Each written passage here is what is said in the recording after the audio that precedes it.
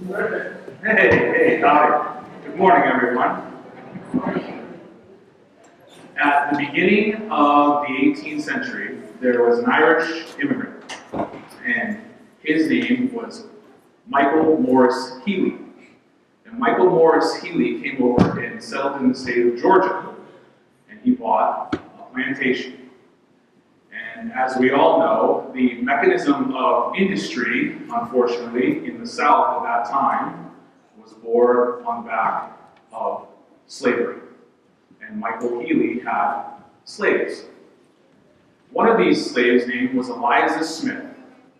And Eliza Smith and Michael Healy ended up having a common law marriage, which was not so uncommon as we might think.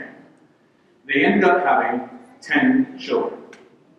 And as the children grew up, what would happen was that these plantation owners that had mixed race children, they would send their children north to go to school, where they were allowed to go to school. So Michael and Eliza had 10 children.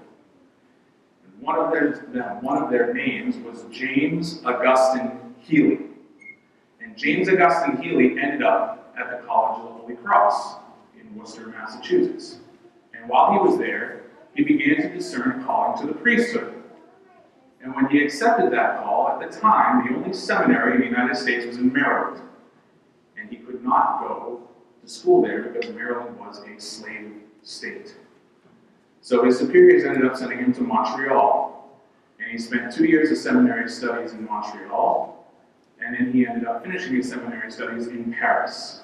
And it was in 1854 that James Healy was ordained the first African-American priest. And he was assigned to serve in the Diocese of Boston.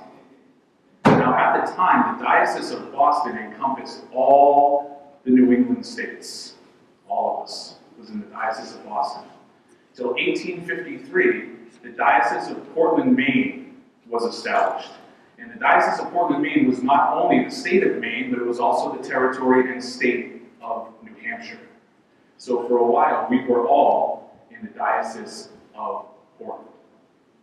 In 1875, Father Healy was consecrated the first African-American bishop. And his assignment was to be the second bishop of the Diocese of Portland. Bishop Healy in Portland established 60 churches in Maine and New Hampshire. He established 68 mission churches way out in the woods.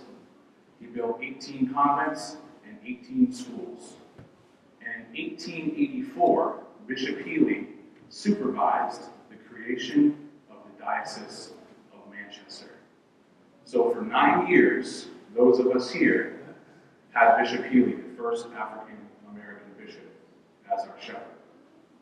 So in this month of February, where we as a nation reflect on African-American contributions to our society, their struggles, their culture, their triumphs, it's quite a blessing for us here to know that we have a little special piece of that history right here. Amen? Amen.